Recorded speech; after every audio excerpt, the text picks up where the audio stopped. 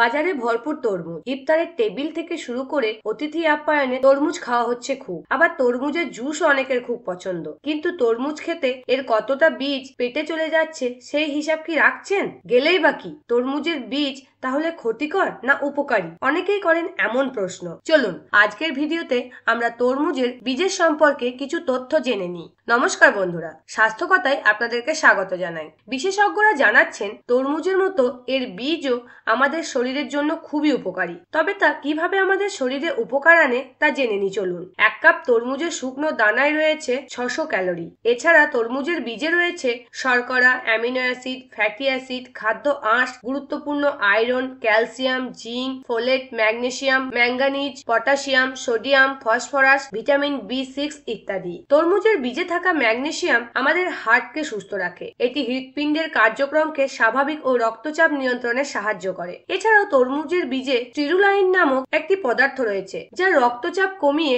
হার্টকে রক্ষা করে। তরমুজের বীজে থাকা ফোলেট, লৌহ এবং খনিজ অংশ ইমিউন সিস্টেমকে শক্তিশালী করে। এছাড়াও তরমুজের বীজ ভিটামিন B কমপ্লেক্সের ব্যাপারে সাহায্য করে।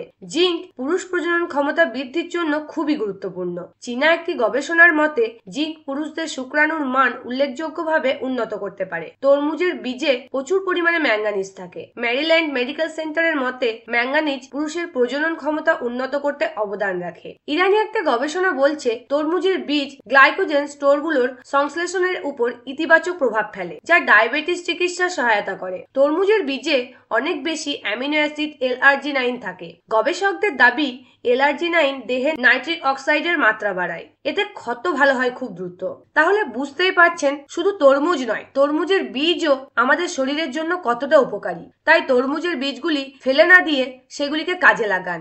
ভিডিওটি ভালো লেগে থাকলে অবশ্যই বন্ধু এবং আত্মীয় পরিজনদের সঙ্গে ভিডিওটি শেয়ার করে দেবেন। এরকম আরো ভালো ভিডিও পাওয়ার জন্য আমাদের চ্যানেলটিকে অবশ্যই সাবস্ক্রাইব করে রাখবেন। নমস্কার, ধন্যবাদ।